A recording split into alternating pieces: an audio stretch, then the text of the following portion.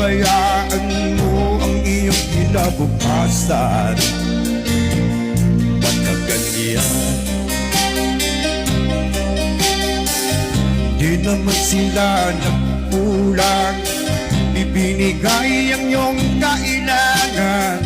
Bakit bumagsak ka sa kalukuhan ng papaya? Lagi kang naglalasing, magulang mo'y di pinapansin.